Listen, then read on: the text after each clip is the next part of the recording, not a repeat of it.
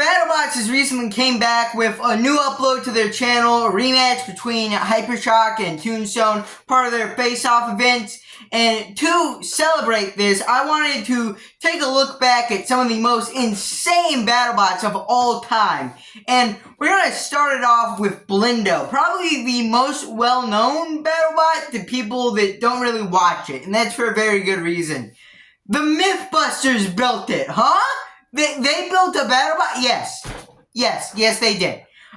So yeah, it was built by the Mythbusters. It was basically a full-body shell spinner back in the day when that wasn't really that common. So in a sense, Blindo was pretty influential. It was pretty much a walk that spun and it had like little teeth under it. And back in the day, and back in the day means long time ago, like 30 years ago, back in 1995, before BattleBots was even called BattleBots. At the time, it was called Robot Wars. It was a more underground, not really televised event. There were kind of DVDs being chopped around of it, but it was a little more underground thing. Events used to be called Robot Wars, and yeah, it competed in these. And it was so dangerous that after 2 fights, it had to be disqualified, and it was named the co-champion. So, yes, Blindo is technically a co-champion. And it did the exact same thing in the 1997 event where it fought twice and then they disqualified it because they were worried it was going to throw a robot through the arena.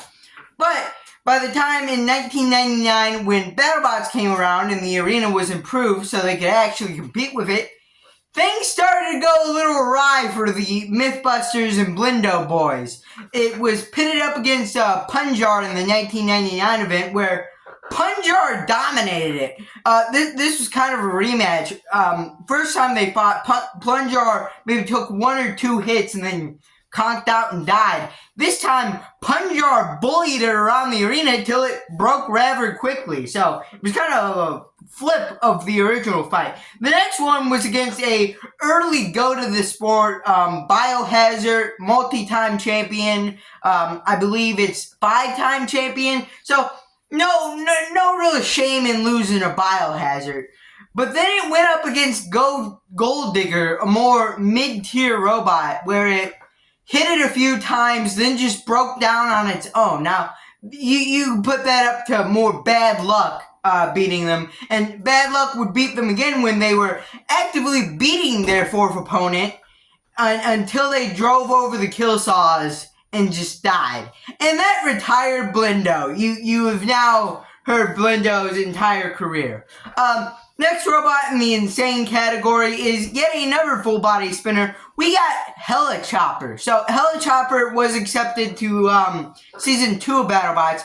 It was apparently built by the same team that built Atomic Wedgie, but they had their little test spin up, and during the test spin up, one of the sledgehammers on the spinners went flying, and the robot caught fire, which then required it to get disqualified, and in its spot was swapped in Ultraviolet, which we all know how that went down. Womp, womp, womp, womp. Ultraviolet failed to beat its own opponent and looked pretty pathetic during that fight. So yeah, Helichopper, another one that's kind of gone down in infamy. Now, one of the most infamous BattleBots is definitely Nightmare, but there's a little more than just, it competed for a while, so therefore it became kind of the headliner of the sport. No. Nightmare, despite its kind of lackluster win-loss ratio, was definitely a dangerous robot. Starting its career in the 1999 events, it was at first spinning its weapon upwards, and it was chucking parts of robots into the ceiling. So they asked them to spin it down, which immediately caused it to lose its next fight.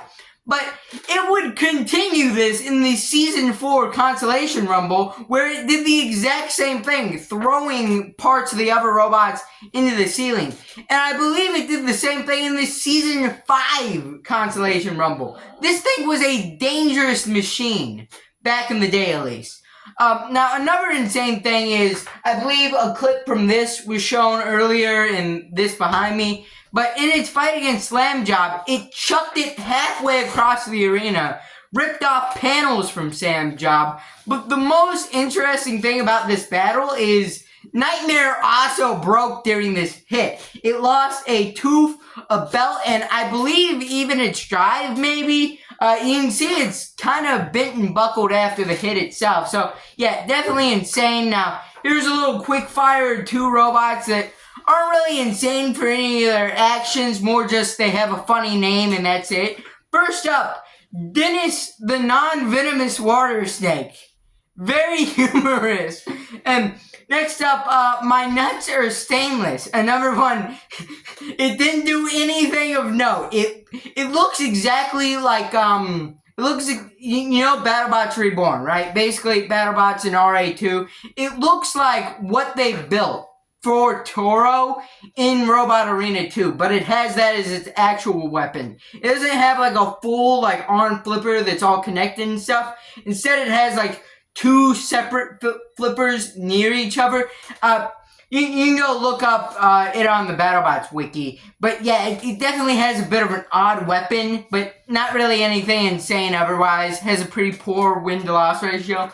Now, the final bot is kind of insane for being promised to do well and then not really doing that. So, Perfect Phoenix was originally named Brutality, and it actually went all the way to a championship back in the day, and you will not guess who its builder is. Paul Ventimiglia. That's right. Builder of the 3-time champion Bite Force also built Brutality, which was then rebranded to Perfect Phoenix. Now, Perfect Phoenix also suffered some upgrades due to the hands of Ray Billings, the builder of Tombstone. He upgraded the robot. Now, who was driving this thing? Because Ray Billings was obviously preoccupied with Tombstone. Who drove this thing? It was a little kid that had grown pretty infamous in the Beetleweight scene for being absolutely excellent at driving with his little wedge bot. And this seems like the dream team. We got two champions of BattleBots, like 4 championships combined, 5, 6. I don't even know how many championships they have combined.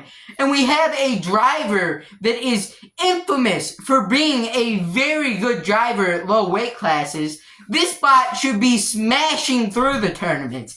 It should be a champion in its own right, but if you actually look at it, it's not really there. It's more lackluster. Now, Perfect Phoenix definitely had some success at least. It has a overall 3-4 record, which is technically losing, but it definitely gave a good showing in its wins and a good showing in some of its losses. But still, a little disappointing considering all the pedigree that went behind it. So, yeah, that's my list of the most insane BattleBots, and you best believe that there are definitely more BattleBots I could have picked from. So, if you want a sequel to this video, just leave a comment down in the comment section, and I'll be happy to agree to it. But anyways, if you liked it, leave a like, subscribe, comment down below, and bye.